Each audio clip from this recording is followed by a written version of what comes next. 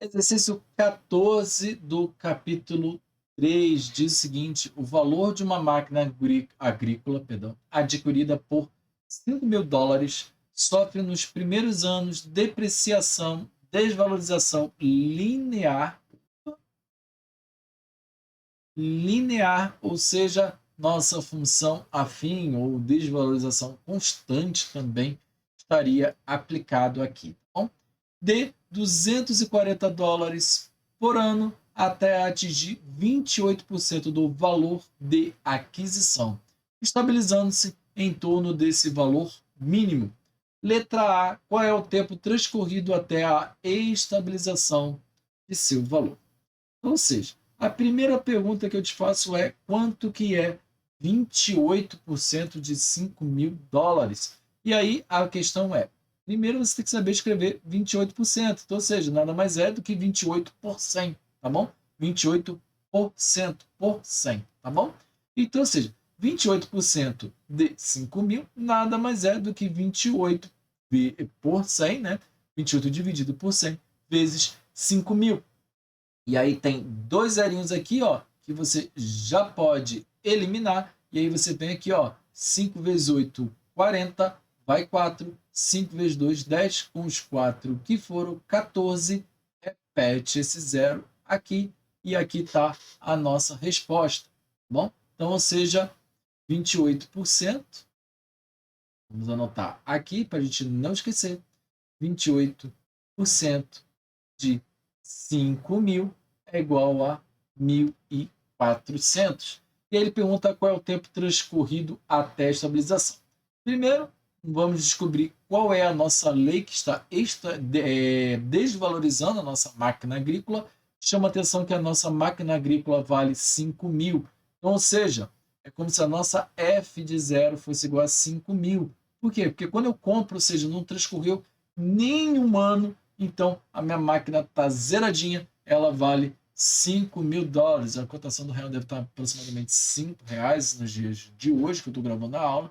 Então, 5 vezes 5, 25 mil dólares deve estar custando R$ 25.000, perdão, essa máquina agrícola. Tá bom? Mas apenas de curiosidade.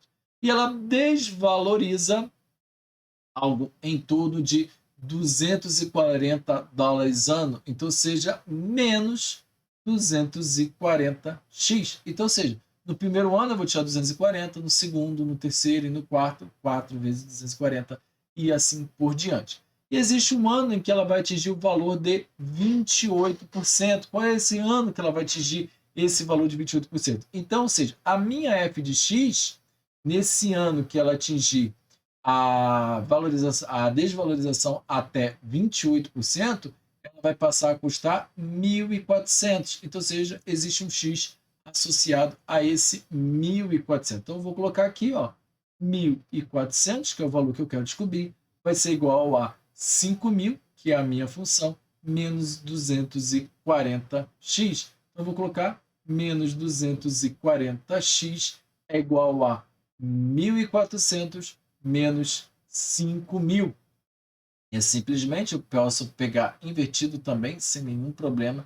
Lembrando que eu preciso saber a posição dos meus sinais. Então, ou seja, se eu tenho 1.400, se eu tenho R$ 1.400 na conta e gasto 5.000, eu vou ficar num saldo negativo. Então, essa é a principal questão que você tem que ter em mente de quais são os números maiores, tá bom? Então, 0 menos 0, 0, 0 menos 0, 0, 10 menos 6, perdão, 10 menos 4, 6, aqui fica valendo de 4, e 4 menos 1, 3, 3.600. Então, ou seja, eu tenho menos 240x, que é igual a menos 3.600.